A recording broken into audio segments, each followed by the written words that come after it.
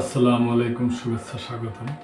সম্মানিত দর্শক, বাংলাদেশ এবং ইইউ দের নিয়ে, ইউরোপীয় দেশগুলোকে নিয়ে একটা সংবাদ।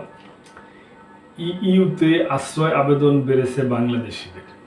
বাংলাদেশিরা ইউরোপের দেশগুলোতে আশ্রয়ের জন্য বেশি আবেদন করছে আর কি, ওই ব্যাপারে একটা সংবাদ।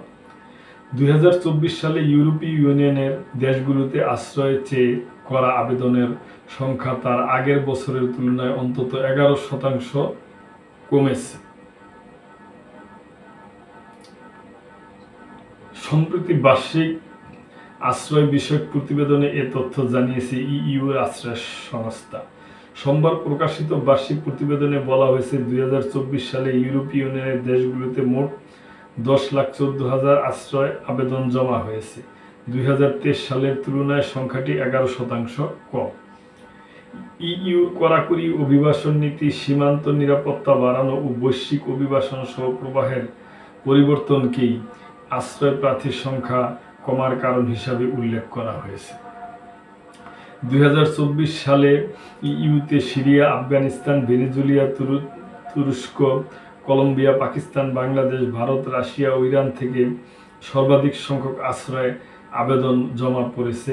সিরিয়ায় 1,51,000 নাগরিক আশ্রয় চেয়ে আবেদন করেছে, তারই আশ্রয় আবেদনের শীর্ষে রয়েছে।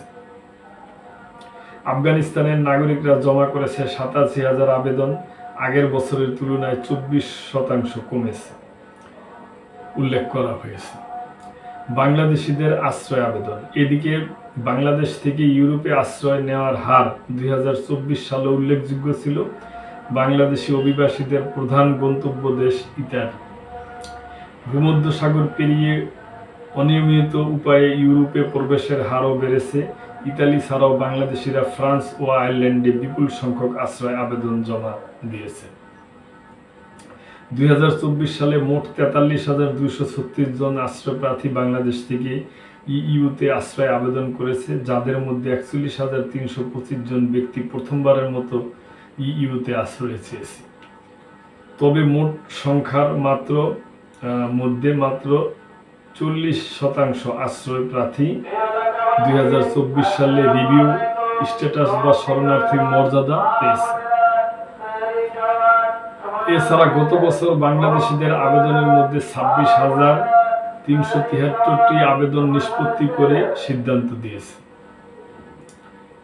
ইইউ। সিদ্ধান্তের অপেক্ষায় আছে 47,778টি আশ্রয় আবেদন। এগুলোর মধ্যে 2024 সাল ছাড়াও আগের আবেদনও রয়েছে। গত বছর 3,117 জন বাংলাদেশি আশ্রয় প্রার্থী তাদের আবেদন প্রত্যাহার করে নিয়েছিলেন বলে ইইউএনের প্রতিবেদনে বলা হয়েছে। ইউরোপীয় ইউনিয়ন লিবিয়া, তুরস্ক ও অন্যান্য ট্রানজিট দেশের সঙ্গে অভিবাসন নিয়ন্ত্রণে কঠোর ব্যবস্থা নিচ্ছে। এর ফলে ব্লকে আশ্রয় আবেদনকারীদের সংখ্যা সাময়িকভাবে কমেছে। তবে বাংলাদেশ সহ দক্ষিণ এশিয়ার দেশগুলোর নাগরিকরা এখনও ইউরোপে নতুন সুযোগের সন্ধানে রয়েছে। তো দর্শক, এটা ইউরোপের দেশগুলোতে বাংলাদেশিরা যে আশ্রয় প্রার্থনা করছে, তা পরিমাণে বেশি করছে, ওই ব্যাপারটা নিয়ে একটা সংবাদ আর কি। আমরা চাই যে বাংলাদেশি ভাইয়েরা আরো বেশি করে পৃথিবীর বিভিন্ন দেশে, অন্যান্য দেশে সুন্দর ওই দেশের নিয়ম নীতি অনুযায়ী বসবাস করুক এবং সুন্দর সুষ্ঠুভাবে ওনাদের জীবন যাপন পরিচালনা করুক, এটি আমরা চাই। তো দর্শক, আজকে এই পর্যন্তই। ভালো থাকবেন। আল্লাহ হাফেজ।